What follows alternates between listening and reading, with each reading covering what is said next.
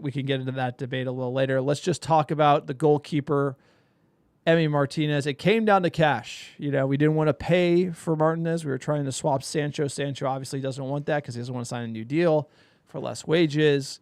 So he was being difficult all the way to the end. We end up getting Lammens. This is like signing. I'm not going to sit here and be like, yeah, look at his stats. They're great. He's playing in Belgium. Let's be honest. He's a freak.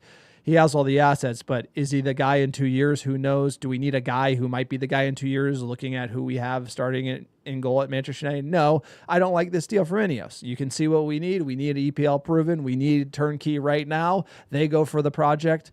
Doesn't make sense. We have too many goalkeepers, and now we don't have a guaranteed number one. Now we have a project, and it's more of a mess for me.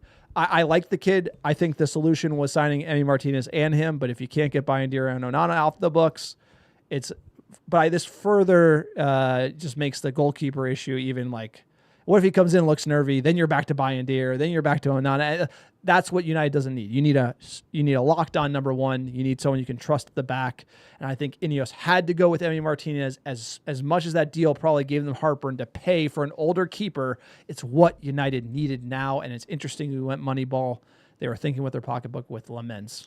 No, because sometimes this crew of INEOS, they've gotten some things right, they've gotten some things wrong. One thing they get wrong is they often play football on paper. On paper, this is a great deal. Lammens, he's going to have resale value. He's only upside. It's a pretty cheap fee, like $22 million, 18.2 plus 3.4, so low fee in the low 20s. But at the same time, this is a real problem. You don't have a competent one or number two goalkeeper today. The English Premier League is a different animal. This isn't even the English Premier League 10 years ago. Today, it's a physical war. They're going after their goalkeeper. They're targeting them. They're going to target him because they can get away with a lot in the box. We've seen that before.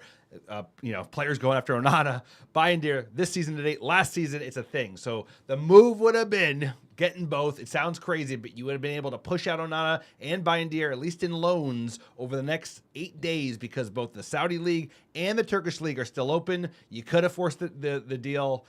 And I think they're leaving themselves short because, once again, it's like Benjamin Šeško. Great player, huge upside, but at the end of the day, Premier League is a different beast. It's Manchester United, and there's a different pressure by being the number one guy in two positions. Striker and goalie have a different pressure than any other position on the field. There's something about it, something about scoring goals, and there's something about keeping goals out of the net. And I think you're putting a lot of pressure on this kid once again, coming up from he ain't even coming up from the Italian league. We, bashing Højlund, bashing Šeško coming from Germany. It's like he's coming from the Belgian league. The Belgian league, I'm sure he's getting peppered shots. No, he has great stats, but great player on the upside. But I think you're still putting a lot of pressure on the youngster because he should be starting in a couple of weeks.